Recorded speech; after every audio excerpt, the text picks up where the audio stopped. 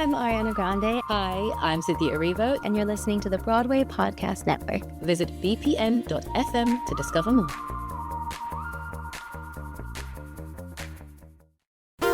There's a cat over here. There's a cat over there. And the wrong one died. And the wrong one died.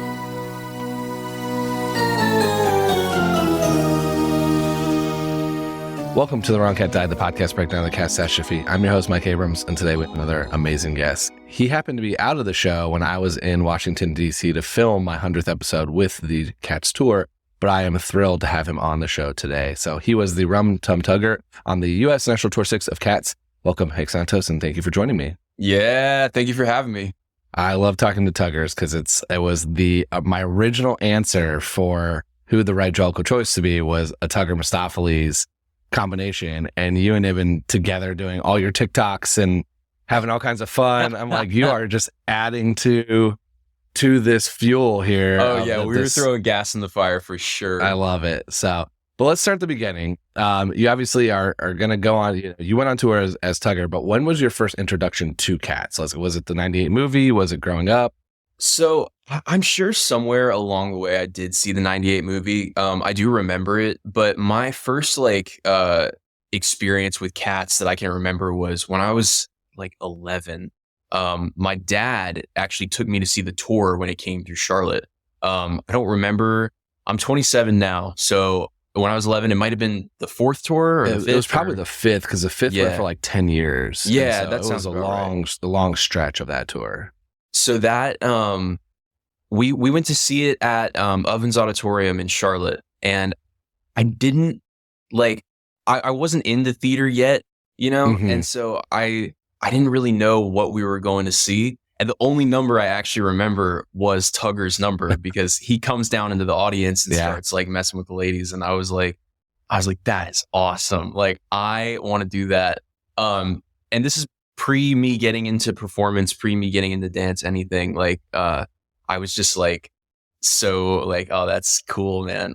Yeah, he's a memorable character because he is it's the confident, it's kind of the rock star-ish, and some of the other ones are different. The numbers are so different and so unique that they're very relatable, but that's one that usually stands out for most people, especially when they can go in the crowd, because you didn't get to go in the crowd, did you? I did not. I cut it pretty close, I think, unfortunately, to the company. I would as the show went on, I would kind of get bolder and bolder with how far to the edge of the stage I would go with bows. I gave a few fist bumps or paw bumps towards the end there. I stole a couple people's phones and I would take selfies, but I never got to go into the crowd. That's awesome. Yeah. So, okay. So you're 11, and 11's probably on the verge of a confusing time to see cats. Oh, most definitely. You are probably just starting to understand that you're watching a coming of age story with Victoria and a very sexual orgy at the ball. And that's the fringe number for me. I'm really young. It all is over your head as a kid. Go just enjoy cats. Yeah. Middle, teenager, late teenager, fine. You're an adult to understand what's going on. But that 11 to 13, 14 range is where it's hang on. Hold on. What's There's happening? a lot more going on here. Yeah. So did you recognize any of that when you saw it, or was it just I had no idea what was going on, to be honest. I mean, I remember because I went into it not knowing it was a theater show, if that makes sense. My mom told me about it, and she was like, "Oh, you and your dad should go bond and see the show." And we went, and it was it was just so much movement and color and all this. And so I was having I get terribly distracted anyway. So I was trying to follow it along, and I was like, what is going on, dude?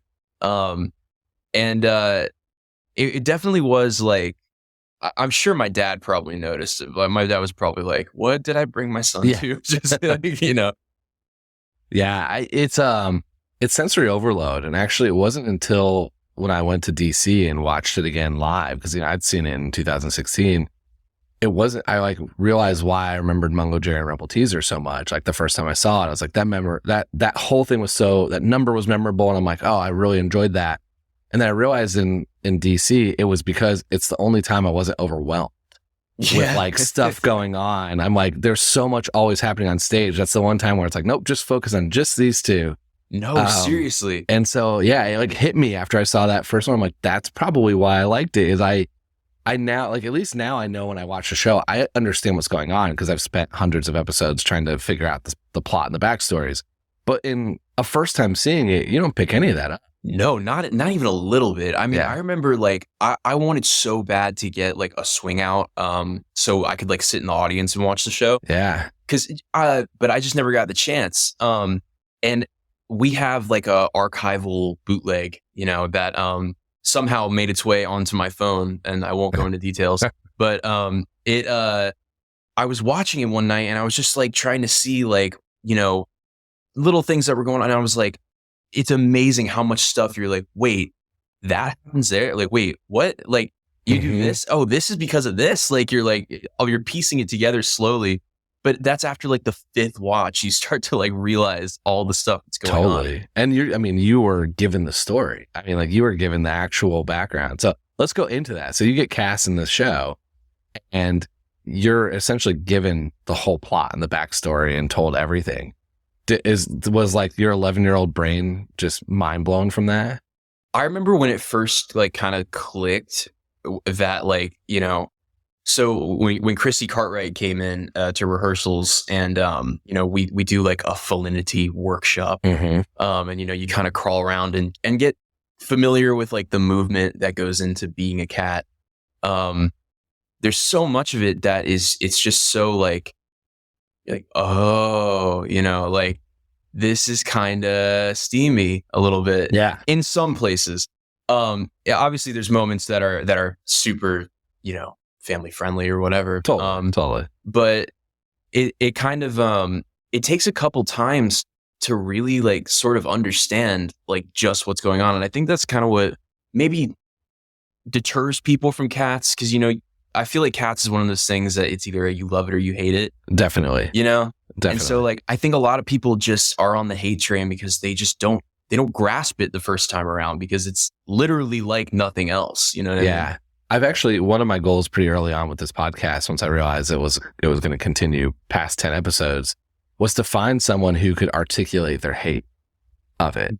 And like, you know, someone who knows theater and can articulate. And I've yet to find anybody, because whenever someone's like, oh, I hate it. And I'm like, well, tell me why. Like, give me the reason why. And it's not a judgment. There is no reason. It's the like, I just didn't like it. It wasn't for me. I saw it once. I didn't get it. And I'm like, well, yeah, I mean, nobody gets it the first time they watch it. Like, if you get it the first time you watch it, I have more questions for you of like, how did you process all of that so quickly? Like, that's savant, basically. Literally, like going in from like the little bit of memory I had from it when I was 11 to like learning the show. It was like having like, there was no way. I was like, early on, I was like, there's no way I'm going to get all this. Because they're explaining stuff to me. They're like, okay, you and Misto are like, you know, your best friends or whatever. And then you and this cat are like a thing, but it's not like really, we're not really driving that point home. You just kind of known that you're a thing, but you think you might have a thing with this cat also. And then this cat, and you hate each other. And then this cat, and I'm like, what are you saying right now? Like, I was like, you know, I was just like, how is any of that like articulated through the ball? You know what I mean? Yeah.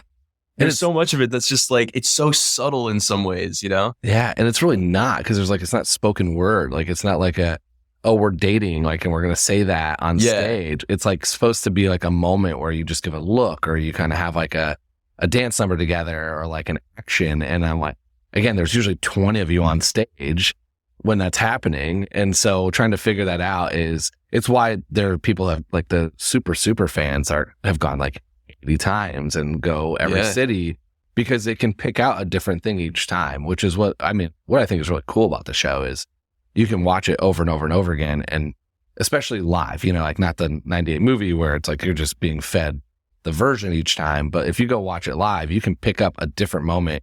And I know you all take like, without changing the show, you all have the ability to make minor tweaks here and there. And especially your character, you have a lot more freedom of like, it's almost encouraged to take some small, you know, opportunities to play and have fun with it. Yeah.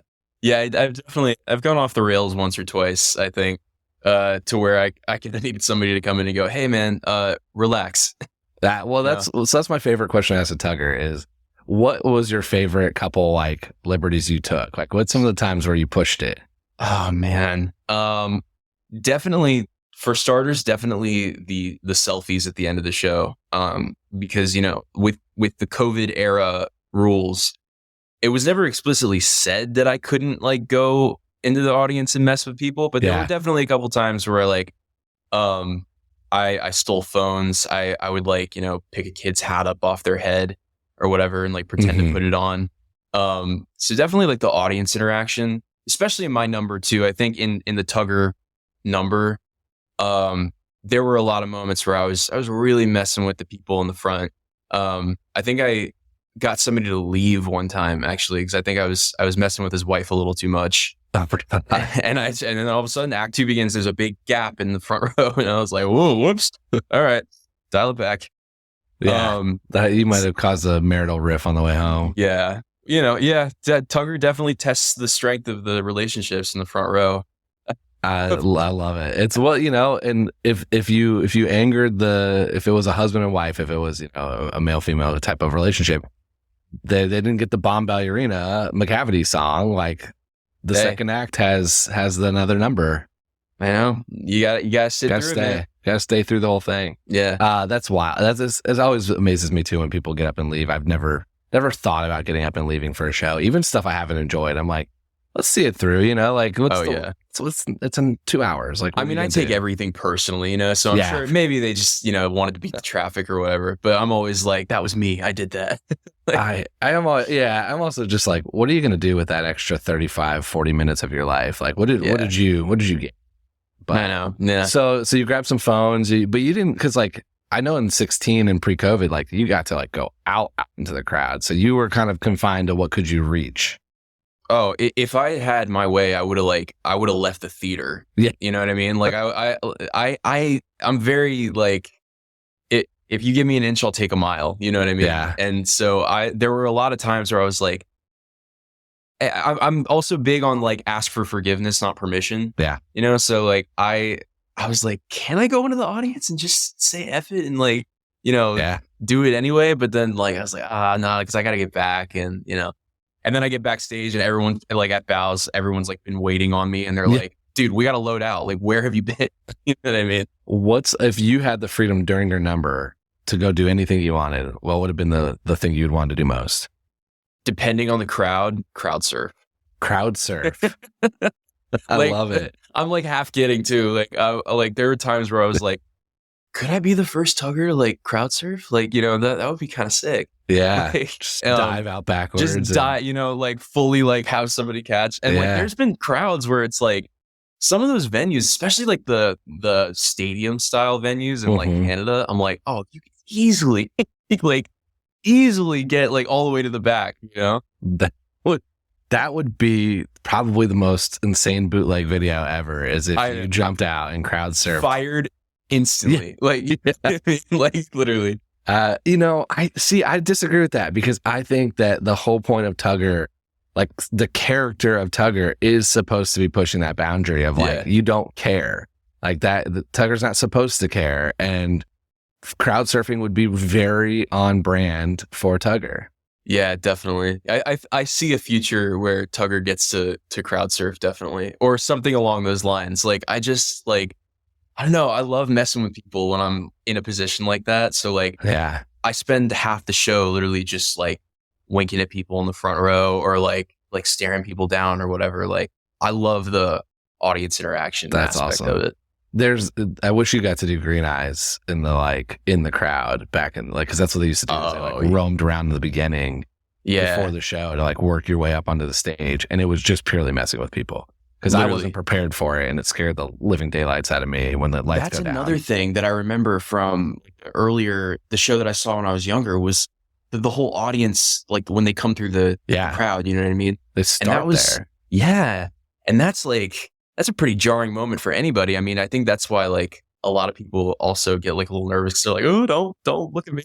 I wasn't ready for it. No one warned me for it. Lights go off. You were kind of looking on the stage. I'm picturing a very traditional 80s music, like musical theater. And then all of a sudden there's one to my right, and it's like, it's dark, and it's like the whole thing is the lights, like their eyes flash green. And I've heard some stories of like little kids have turned and punched, and people, I'm like there's been some stuff of like you've scared people too much. But as someone who would enjoy mess with the crowd, it's like you get to really go after them at the beginning. Oh yeah. That would have been, one day, hopefully you'll get to do this again. Again, I would have been a nightmare. Like you would have been the one getting punched. Oh, I would have instantly. Yeah. So let's go back to some of the stuff that you were told. You know, you talked about how it was a little bit like that you may be dating and your friends and here.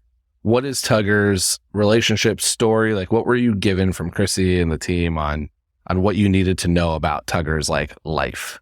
So to be honest, like Chrissy definitely gave me like the Bomb relationship and the Misto relationship. You know, me and Misto are homies. That was the whole thing. We have a little handshake that's like a finger whip, you know. Very 90s kind of surfer moment, which I was like, I don't know, can we change that to like a dap or something? Like, but with Bomb, she sort of explained to me in rehearsals the difference was that like she said Bomb is real sex and Tugger is kind of all talk. You know what I mean? She was like, there's a part of Tugger that's not so follow through when it comes to a lot of the stuff that he totes on about. You know what I mean? So there's moments where Bomb sort of overpowers him in that way because she's actually like about it. And whereas Tugger is kind of like, he comes out there and makes a show and is all, you know, whatever. But, you know, his follow through might not be really there. So there's moments like in his number where he's like, oh, I only like what I find for myself. Kind of like okay, like she's really moving in. Like, hang on, I gotta still, you know, you know, show off a little bit. So that was something that was kind of interesting to play with because at first I just assumed that he was just like, you know, it's just all sex and frills and, you know, but there's a little more complexity to it, which I kind of appreciate. And that's sort of real for characters like Tugger is like, they're not always, you know, they're not really like always about it. You know what I mean? Yeah. That's so interesting. So that's kind of a version I haven't really, you spend so much time being portrayed for Tugger as like the confident, I don't care, I'm going to do whatever I want. I'm with every single cat. Like, you know, they'd be lucky to, you know, you're sleeping with every cat, male, female, you're sleeping with all of them. Like you're just, you're just enjoying your life. And the guidance is almost like you kind of talk that talk, but you don't back it up as much. That's interesting. Like some of them, like, of course they want to sleep with you or whatever, you know, but it's also like, maybe they haven't, you know, and it's maybe like, but you know, I also like, I love the confident, boisterous aspect of Tugger. So, you know, I do play it up quite a lot. You know, like, I just think that's the fun side of it. Totally. Yeah. That's the fun side to perform. But now like thinking about, I always think so much of this wrongfully so of like that these cats are just real people and let's like think through their like personal lives. Yeah. And so hearing that Tugger's got all these insecurities and like needs therapy because he portrays this is like kind of a different take of this I hadn't really thought about. I've always thought of Tugger as just like David Bowie rock star, just totally at all times on stage doing that. But you're saying like, oh no, this is the backstage. They got some problems. Yeah, you know, I think he definitely is that rock star, you know, but like I don't think he's as like, I don't think anyone is as, you know, black and white as they might seem. Totally. You know? So it's kind of a cool thing to keep in the back of your head. You know what I mean? Like, I didn't want to like let it overpower my whole performance because I was like, because that's not as fun of a spectacle.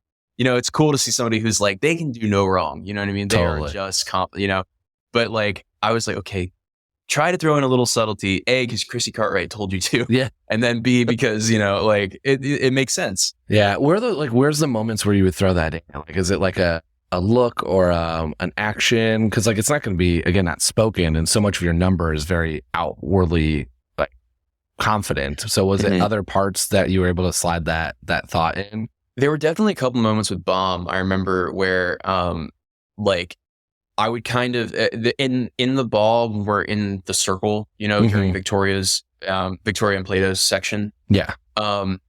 There were times where I was more like, I would brush up against her kind of, but then kind of keep my distance and then be like, oh, come here, like, let's go. When the circle gets smaller, like, oh, let's go this way, let's see what everyone else is doing. And I tried to, like, as best I could to keep it sort of where we weren't like overdoing it too much. You know what I mean? Also because I didn't want to let that like sort of get driven home too hard. Yeah.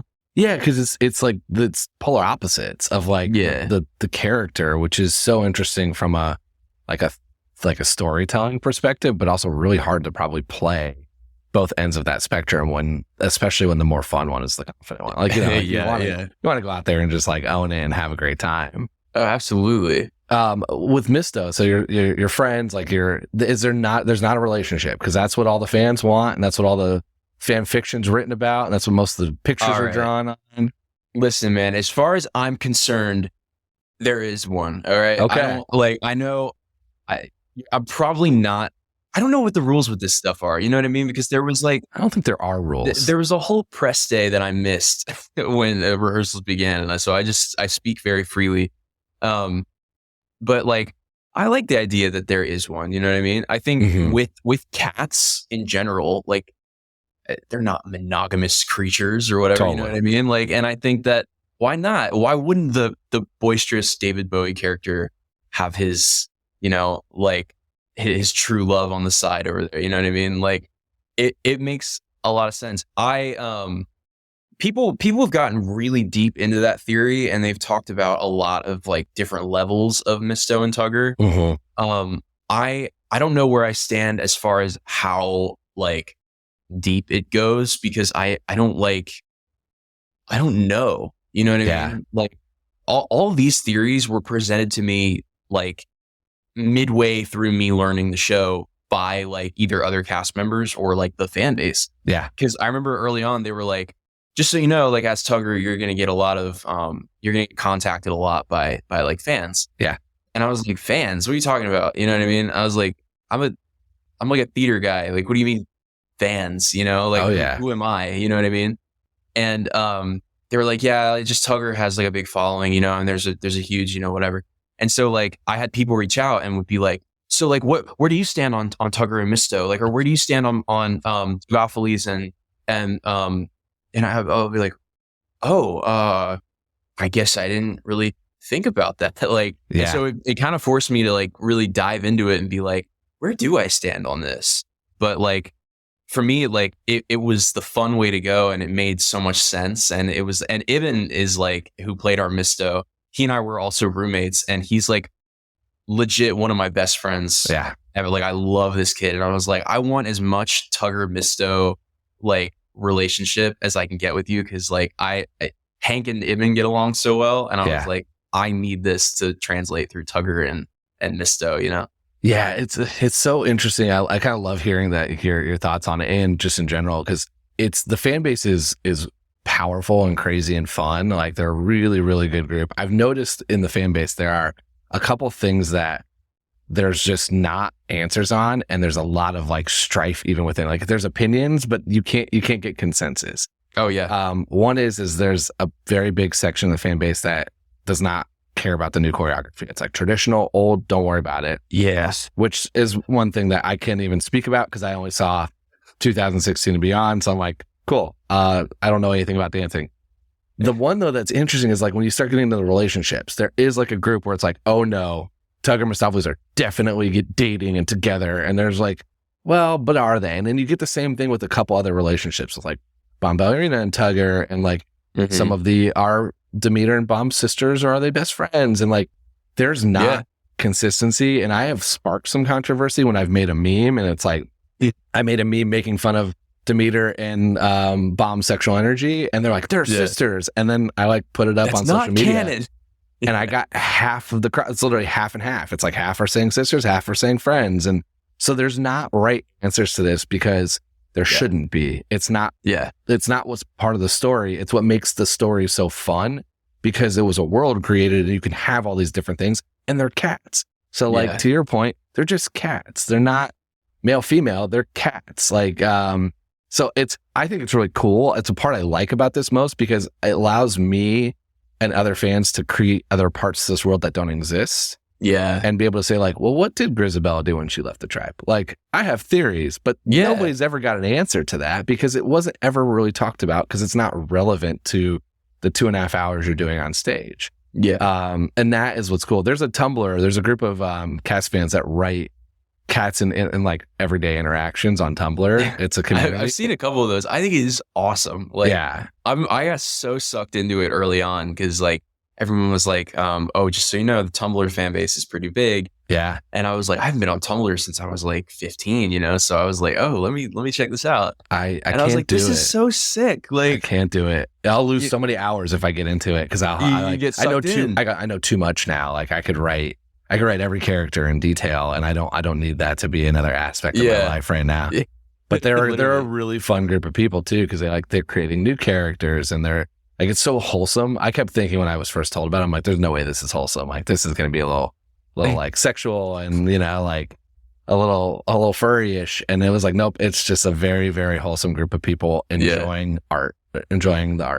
Honestly, and like that, it's so cool to like get to be a part of something like that too. And because we're on such a small level that like, we get to like interact with those people, it's not like if they were like Doctor Who fans and, they're trying, the only time they get to interact with those people is like at Comic-Con or something. Yeah. Like we're in it, they can contact us on Instagram and we'll see it or they'll, and so like the fans that like don't overstep and make you like, and ask you too many sexual questions, because there are a few of those. Yeah. But like the ones that are really chill, like some of them, like we even consider friends, like we hung out with, a couple of them, like just throughout the tour when they come to visit, whatever. Oh yeah. I see them on social media. I know who they are. They're all great people. They all seem so nice. Yeah, they're awesome. I mean, really. And it's such a privilege to like get to have that at this level in my like career. You know what I mean? Because it's like, who am I? You know what I mean? Yeah. But like, I get to like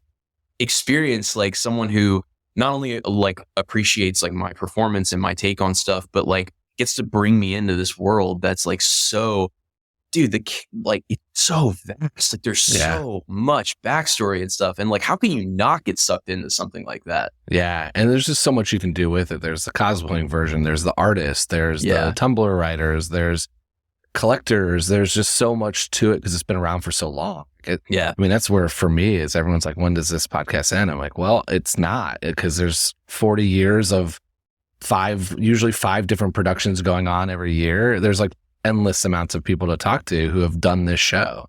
And that's what's cool about it. And there's no exact one answer to 90% of the things I ask. Yeah. And that's what makes all these fun is like, I kind of joke I'm documenting Cat's history just by getting everyone's perspective of their like, well, this is what I was told. And it's slightly different than what you were told. And it's slightly different than what we did because we were friends and roommates, like there's just all these takes on it. Yeah. So what are the other, I mean, you talked about Bomb, you talked about Misto. Is there any other relationships that you weren't necessarily told, but just you were like, this one would have been fun to play? With Tugger specifically, there's a couple times where like we were really big on Tugger-Teazer. We were big on that one. Tugger-Teazer. Yeah, we had a lot of little moments like where we'd pass by each other. Teazer was one of those characters I didn't really get to interact with so much like on the stage, but we had a lot of passing moments. And so we would always goof about that backstage, me and Taryn, who played our Rum-Teazer. And I was really big on that. And there is actually like a bit of a following for Tugger-Teazer as far as I know from like the fan perspective. There was also wait, hold on, can I ask a question about that? So when you play a Tugger-Teazer type of like moment, does Mungo Jerry, does Brian get like that's the other relationship is like they're playing together? Like does that almost become like a little bit of a love triangle that you play on stage when that happens? So it's so subtle, and Brian definitely, like, I don't think I get to interact with Mungo Jerry like even one time.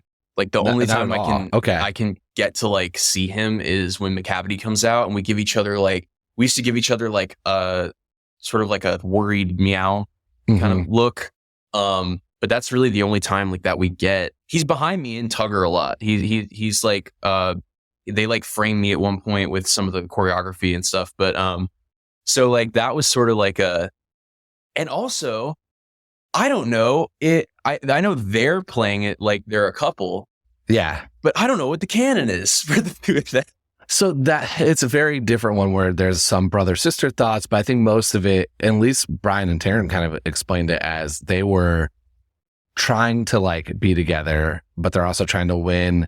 The part of that I loved is they were trying to win approval from Jenny Anydots, which they thought was Mungo's mom, and that they were trying to work in of like, okay, we need her approval to be a couple. Yeah, I do remember them saying something like that. So yeah, but I was always like, I'm not really sure like what the vibe is here. You know what I mean?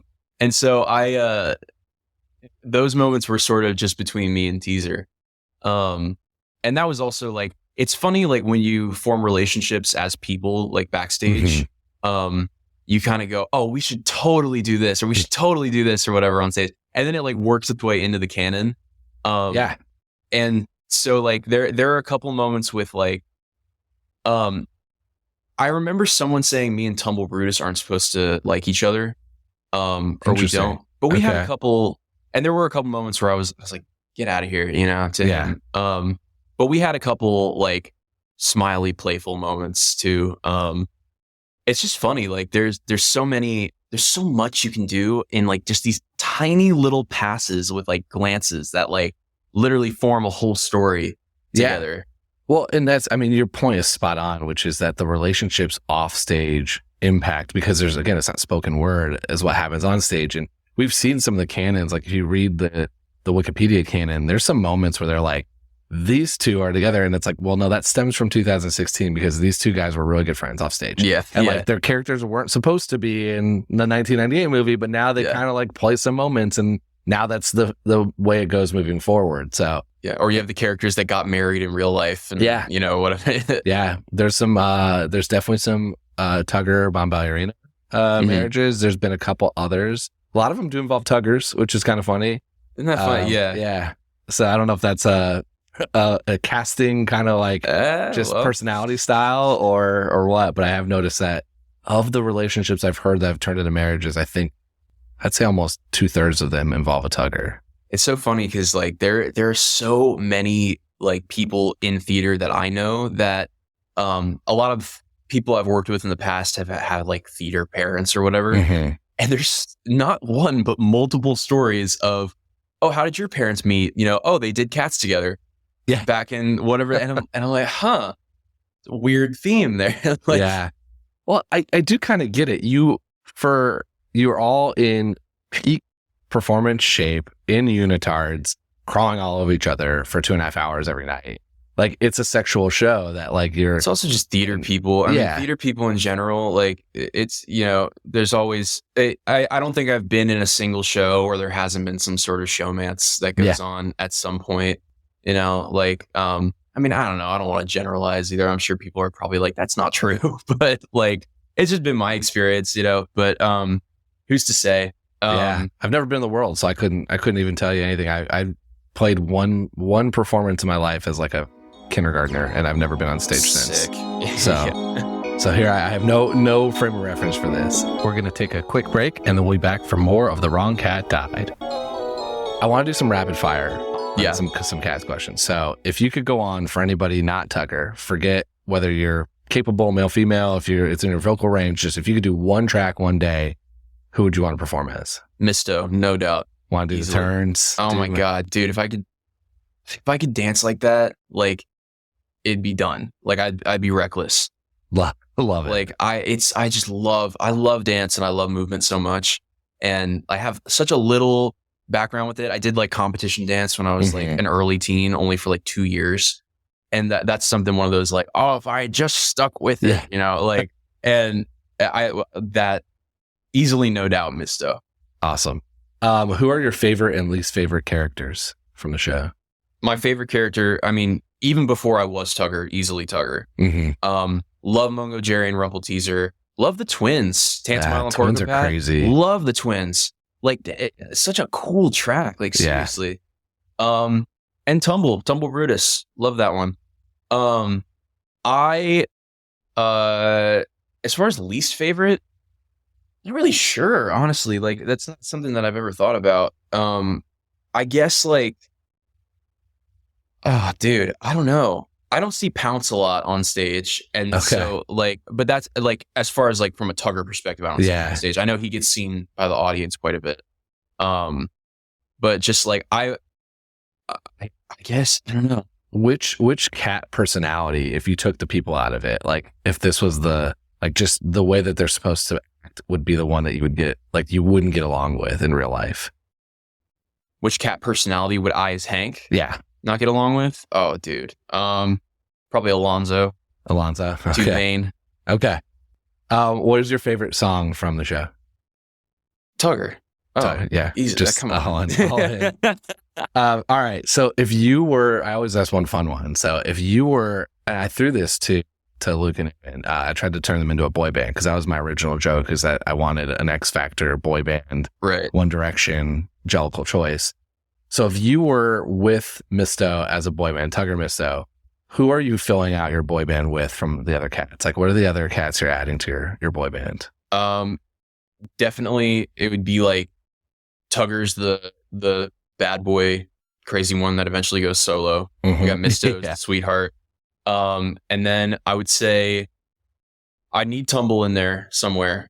I just feel like he could do like the crazy choreo and dance moves and then be the spectacle of the group. I kind of want Plato in there. Our Plato, especially Sam Buchanan, we call him Big Sam. He's just this tall, gorgeous drink of water who like you just need as a part of it. Yeah. And if it was a 4-piece, I would leave it at that. I could see adding Monk, to be honest. Monk. Yeah, that's I see. Okay. Just kind of like the more like downtrodden, serious one. Yeah. You know what I mean? I like that. I thought about this when I first made that joke. I'm like, all right, how do I expand this out? And I thought what first came to my mind was, well, you're going to be funded by Buster Jones and you're going to be managed by Skimble Shanks. And so I was like, well, I got that part out of the way. Now what's next? Who actually is going to perform with you? So I like those answers.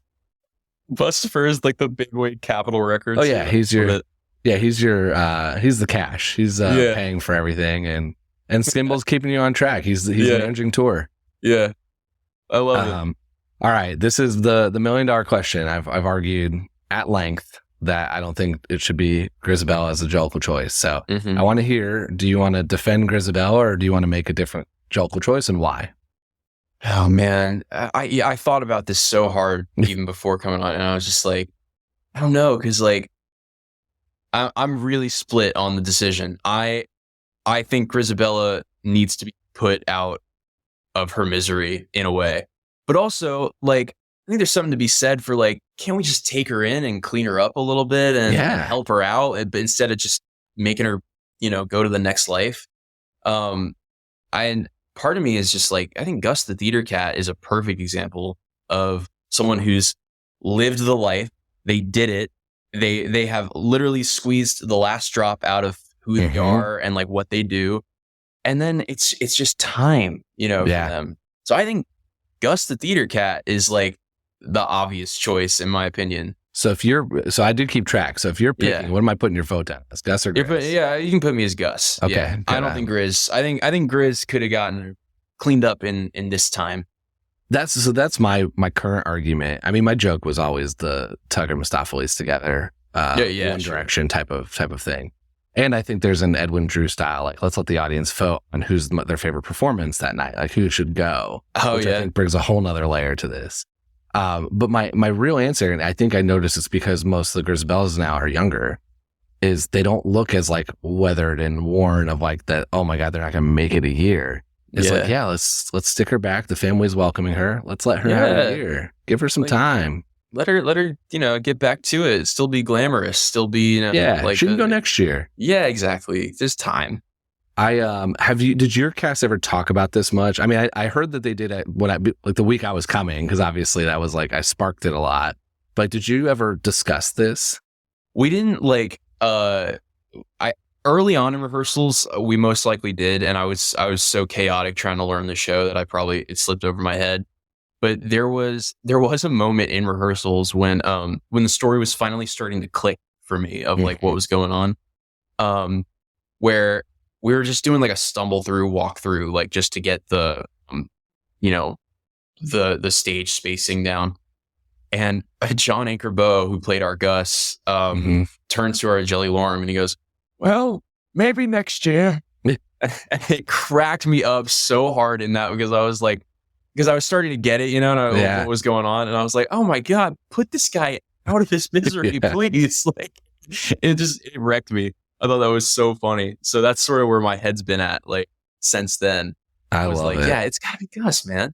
I love it. That's such a great story too, because it's it's how they have to play it and feel like every Gus I've talked to has to almost sell themselves on like why they shouldn't go like to play it every night. Yeah. Because they should be it. And in a lot of cases, a lot of people think that they actually were it until Grizz came back. It was like, this was your year. And then all of a sudden she came back and ruined it.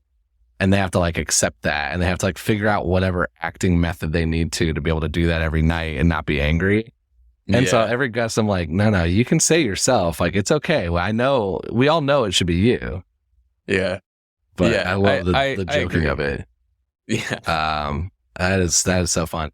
So how can people stay in touch with you? This has been super fun to chat and hear your story. Dude, this has been awesome. The easiest way is Instagram. It's just at Hank Santos.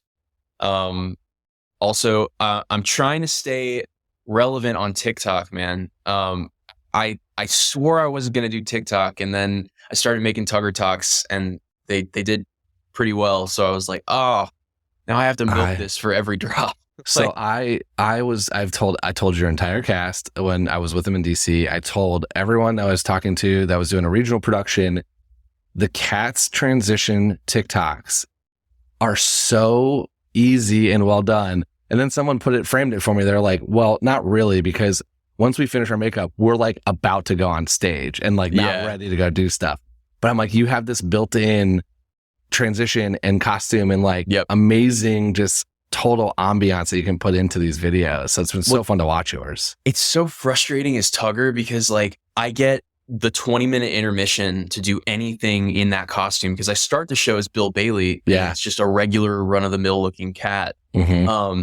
And so like all of my TikToks as Tugger, I've sweat buckets and like half the makeup's gone and like the wig's starting to come off and I'm just a mess. So I'm running off stage like reapplying my makeup, like, and they're like, are you good, dude? You need water? Anything? I'm like, no, I gotta make a TikTok. Hang on. Yeah. I didn't even think about that because you started as Bill Bailey, so then you redo your makeup, right? Like, I add Tugger. Black lines and like some glitter and some other things.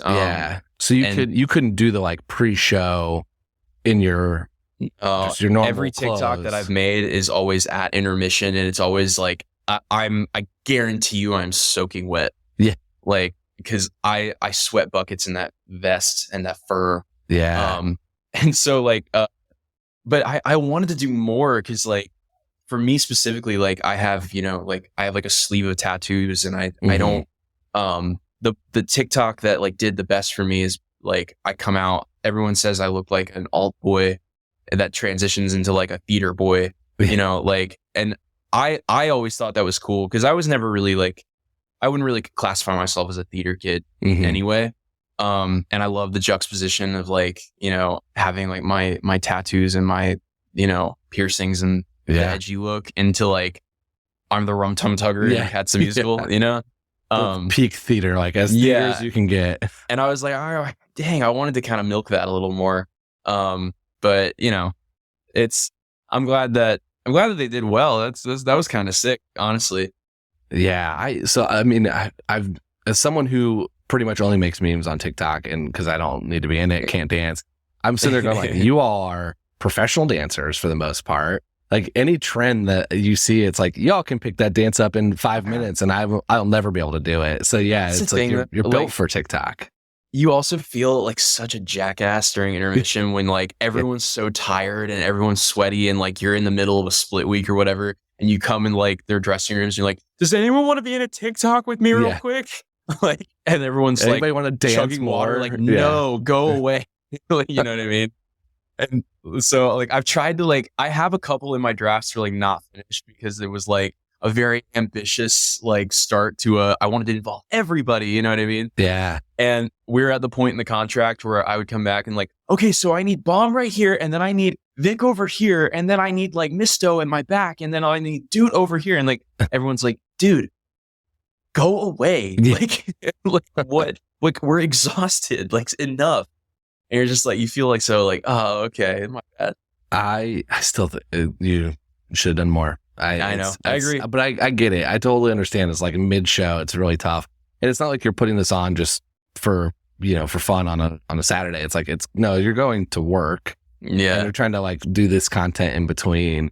But it's no better or worse than like, now that I know some of the, especially the theater influencers, I've gotten to meet a couple of them in New York. It's like they're recording their content like outside the theater, just selfie style on their phone. It's like everyone's kind of looking around, and so again, anybody's doing it. You got to lean into it. You just feel like such a jackass because it's just so hard. Like you really gotta shake it off and just be like, okay, this is what I do for work. Yeah. But sometimes people are like, oh, look at this kid making a TikTok. I know. And every time, I live in New York, and so every time I go to theater, I have to go through Times Square. Like I get off, I go through Times Square, and the amount of people I see.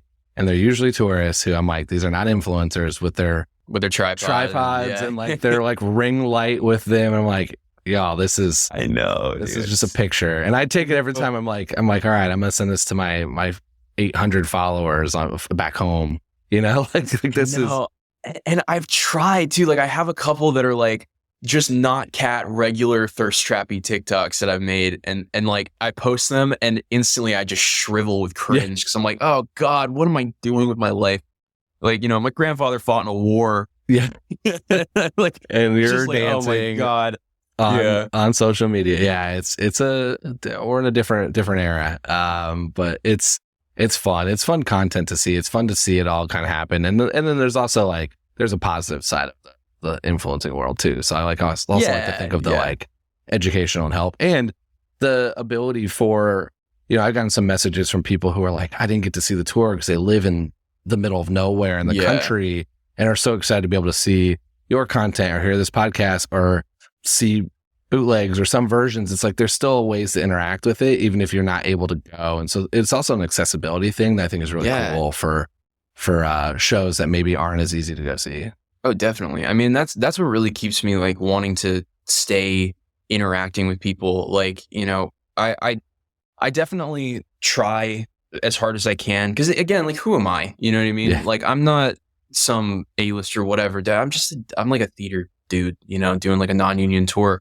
And so when people reach out and they're like, oh my God, like I wanted to see you so bad. I love your content, like, or like you inspire me or this and this and this. I'm like, I want to keep interacting with that because like I know how much it would have meant, because usually it's like, sometimes it's like teenagers or whatever. Sometimes it's like people who are kind of in that period of their life where they don't really know what they want to do. And it's a scary moment for them. And this gives them a lot of comfort. And like I want to be somebody who can like, talk to those people and give them that back, because they're giving me a career, first of all. Yeah. And, I really just want to, like, I don't know, just I like to interact with people. Yeah, they're fans. It means a lot to me, that they're willing to like do all this like background canon theory stuff, and like it means so much to them, and I'm like, oh, this is awesome. Like, I just want to shout out to them, honestly. Like, it means the world to them to have that interaction, and it's like it's such a simple, easy thing to do too. So it's like to keep that perspective is awesome, and it's really like they're the ones, like, the show doesn't go on if people don't buy tickets. Like it's like, you can't. It wouldn't be going for this long if there wasn't that fan base. No, legitimately, like we've had fans that have come out to probably like 30 cities. You know what I mean? There's been ones that have like repeatedly seen the show, have followed the show around.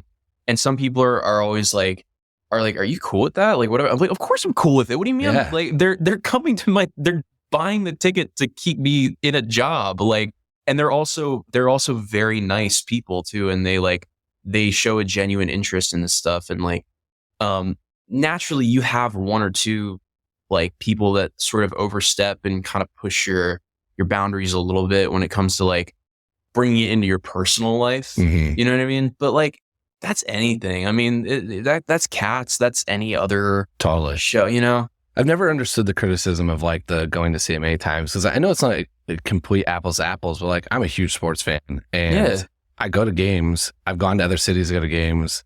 Those games don't dramatically change. Like like for the most part, especially once you get to like the pro basketball games, like they're pretty much the same every place you go. It's the same type of fandom and it's the same type of interactions with the players as it is with the actors. And there's people that are, it means the world to go get an autograph and to say hi. And then there's some that will cross the line, and that is just like so many, it's art. Like it's so many things that are like that. And it's always strange when there's hate on the group of maybe not just Cats people, but like a theater person that goes and travels, and it's like, oh, but it's normal for a baseball fan or a basketball fan or whatever. Yeah. So I think it's like, this should be normalized. Like it's a fan. Absolutely. And every show is different, you know, in a way. Like I always think back to like when we started the tour in like Modesto and San Jose, when I was like a nervous wreck doing the show because I just learned it and I was following the footsteps of like Zach Bravo and people who were so good at the role and so like well loved within the community. I was terrified at first. And then like at the end of the tour, I'm this big confident, I found my own Tugger, whatever. And I'm like, oh, I wish those people in San Jose that were so sweet and so cool, like, you know, got to see the Tugger that I am now and like all this stuff, you know? So like, I have no issue when people choose to follow the show because I'm like, great, you get to see the evolution of and there's just a natural evolution that happens in theater too. Like you get a little bored sometimes of doing the same thing, so you change some stuff up, and that's why like dance captains and people are there to be like, hey man, reel it back, too like, far, like you're not doing this anymore. There's too much this, too much, you know. It's always different, and I'm like, why if you are a super fan of the show would you not want to get to see like that kind of stuff? Totally. I mean, I also think like you make like small changes every day, every performance. And then I just go back to when I was there in DC that Friday, I gave almost, I would say half your group a very, very unique thing to try on stage, which was like so fun to do. It wasn't material, but I noticed some of them, and then I did see it the next day, and those decisions weren't made that next day because it was like, we'll try it. This one didn't work. This one maybe did. Yeah. So it's like those things are going to be different every time. And it's just, where do you look and how does it happen? And especially on tour, you have so many swings going on constantly too. Exactly. I was about to say that. Yeah. Like when the covers go on, like, God, there was a night in Thousand Oaks where it was literally like, we had like 9 people out. Yeah. It was like, it was a completely different show. It was literally like, our Skimble Shanks was Gus that night. Our Gus was Deuteronomy that night. We had a completely different bomb. We had a different Demeter, different Teaser, different Tumble, different Alonzo, different, like, it was like everybody except Tugger and like Cassandra. I don't even remember, like, everybody was a different role. It was like everyone took one step to the right and just filled out another cat. That's and it so was fun. Camp, but I'm like, if I knew the show and like had seen like the regular like everyday people go on, and then you see like, you know, that must be like, it was cool to get to be on stage during that. But I was like, imagine if like, you know, the show and like, you know, you see a completely different version. And you see, because it's everyone will have a slightly different take on their character. So it is, every time is going to have a tweak. So it's why it still goes. It's why the fans will go many times, because they'll watch one character that night, or they'll watch like a different person going on. And there's a big group of like theater fans that the minute they hear somebody's covering or going on, they're like running to the theater. Yeah, they get excited because it's a different version, which is what's cool about it. Mm-hmm. So, well, this has been so fun. I appreciate you taking the time, and everyone should follow along with you to see all the cool things you're doing, and like your TikToks, and yes, please, and encourage you to make more by liking the TikToks, so you can go out in the middle of Charlotte and film some stuff where everyone's looking at you. I need the engagement, man. It's a new world out there.